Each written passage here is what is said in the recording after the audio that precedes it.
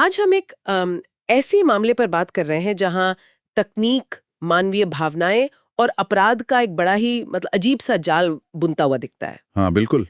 चेन्नई की एक take engineer हैं, रेने जोशुलिडा। उन पर आरोप है कि उन्होंने 11 राज्यों में बम की झूठी धमकियां भेजी। 11 राज्यों में, ये तो बहुत बड़ा स्केल है। जी हाँ। और ये सिर्फ धमकियों तक ही सीमित नहीं था।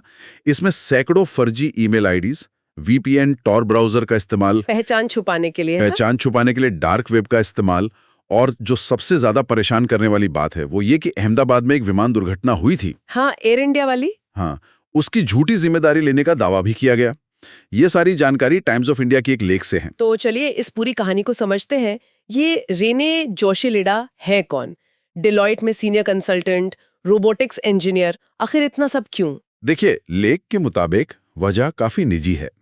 एक पूर्व सहकर्मी थे, दिविज प्रभाकर। जोशलिडा उनसे एक प्रोजेक्ट पर मिली और कह सकते हैं कि एक तरफा प्यार करने लगे। अच्छा। हाँ, और जब दिविज ने उनका प्रस्ताव ठुकरा दिया और इसी साल फरवरी में किसी और से शादी कर ली, तो बस जोशलिडा ने बदला लेने की ठान ली। और ये पहली बार नहीं था कि उन्होंने दिविज से जुड़ी किसी को परेशान किया हो। नहीं, पुलिस जांच में यह भी सामने आया कि पहले भी जिन महिला सहकर्मियों ने दिविज में थोड़ी भी रुचि दिखाई थी, जोशलिडा ने उन्हें फर्जी ईमेल से परेशान किया था।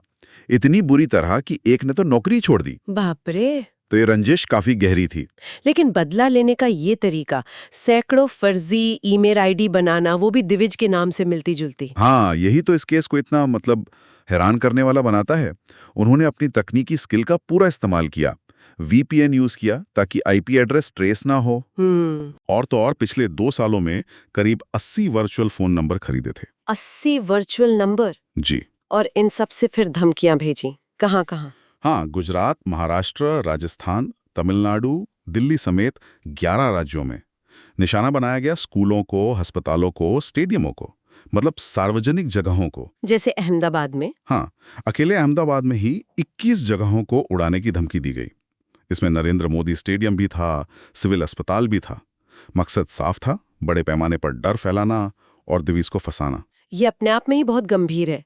लेकिन फिर ये मामला और बिगड़ गया है ना, वो विमान दुर्घटना वाली बात। हाँ, वो इस मामले का सबसे कह सकते हैं भयानक मोड़ था। 12 जून को अहमदाबाद में जो एयर इंडिया विमान दुर्घटना हुई, जिसमें 274 लोगों की जान चली गई थी। उसके बाद पुलिस के अनुसार जोशिलिडा ने बीजे मेडिकल कॉलेज प्रशासन को एक ईमेल भेजा। क्या लिखा था उसमें? ईमेल में लिखा था, मुझे लगता है अब आप ताकत जान गए होंगे। हमने एयर इंडिया विमान को हमारे पूर्व सीएम विजय रूपाणी के साथ क्रैश करा दिया। अब आप जानते हैं कि हम खेल नहीं रहे हैं। ओह, ये तो बिल्कुल, ये दावा पूरी तरह छूटा था, लेकिन इसने जांच एजेंसियों को हिला कर रख दिया और मामले की गंभीरता कई गुना बढ़ा दी। इतनी सावधानी, वीपीएन, टॉर, वर्चुअल नंबर, मतलब डिजिटल दुनिया में लगभग गायब ही हो गई थी वो। फिर पकड़ी कैसे गई? कोई तो गलती हुई होगी। हाँ, यहीं पर पूरी कहानी का दिलचस्प मोड़ है। देखिए, वो डिजिटल निशान मिटाने में बहुत माहिर थीं, लेकिन एक कह सकते हैं मानवीय भूल हो गई। क्या? एक बार शायद गलती से उन्होंने एक ही डिवाइस से एक ही समय के आसपास अपने असली ईमेल अकाउंट और एक फर्जी अकाउंट दोनों में लॉगिन कर लिया। अच्छा, बस एक बार? हाँ, पुलिस का कहना है उसी एक लापरवाही भरे लॉगिन ने उनका पता बता दिया। उसी से उनका असली आईपी एड्रेस मिला और पुलिस उन तक पहुंच गई, चेन्नई में। तो कितनी भी कोशिश कर लो, कहीं ना कहीं कोई निशान रह ही जाता है। ये केस यही दिखाता है कि कैसे पर्सनल खुन्नस में कोई तकनीक का गलत इस्तेमाल करके इतना बड़ा भ्रम और डर फैला सकता है।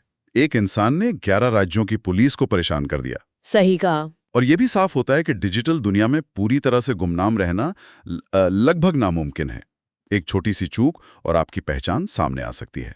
तो यहाँ एक सोचने वाली बात यह भी है कि जिस तरह से ये गुमनामी वाले डिजिटल टूल्स जैसे वीपीएन या वर्चुअल नंबर आसानी से मिल जाते हैं, हाँ, आसानी से उपलब्ध है, तो क्या हमारी कानून प्रवर्तन एजेंसियों के लिए असली खतरों और किसी को फंसाने के लिए गढ़ी गई ऐसी झूठी कहानियों के बीच फर्क करना, क्या ये लगातार मुश्किल नहीं होता जा रहा है? इस पर विचार करना जरूरी है।